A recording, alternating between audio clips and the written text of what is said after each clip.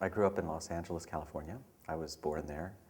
Um, I grew up there at a time when nobody was actually from Los Angeles, or very few people were from Los Angeles. Almost everyone had settled there from somewhere else. My mother actually was a refugee from Nazi Germany and arrived in LA in around 1940. My father had come from New York originally. Neither of my parents was a musician, but they were both passionate music lovers, and my siblings and I were taken to concerts of all different kinds from a very young age. So I heard many great artists, people like Rubinstein and Rostropovich, Jacqueline Dupre, Daniel Barenboim, Vladimir Ashkenazy.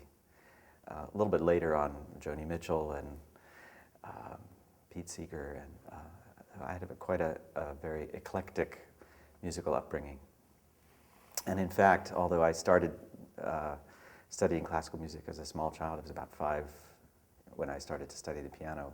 I later on picked up the guitar, and by the time I was in my early teens was playing in rock bands, and so I had kind of a dual musical life for quite a few years until I decided to start focusing really seriously on the piano in my mid-teens. And I was really dead set to be a concert pianist from the time I was, 15 or 16. And had the great good fortune in the early 1980s to win some prizes in competitions. I won the 4th prize in the Van Cliburn competition, and then the grand prize in the Rubinstein competition in Israel in 1983. And then in the late 80s, I began to really seriously consider becoming a conductor as well. And I kind of stumbled into it, really.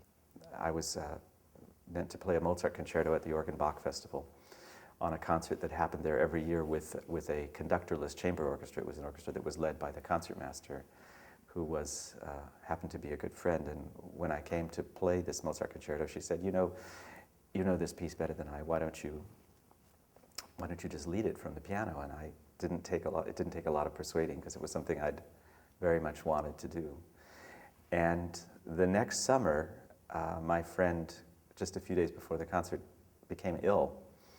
And the festival asked me if I would conduct the whole program. This was in 1988, and I'd never conducted a concert before except for that one Mozart piano concerto. And on that program, interestingly, was the Mozart Symphony 33. So that was actually the first symphony I ever conducted.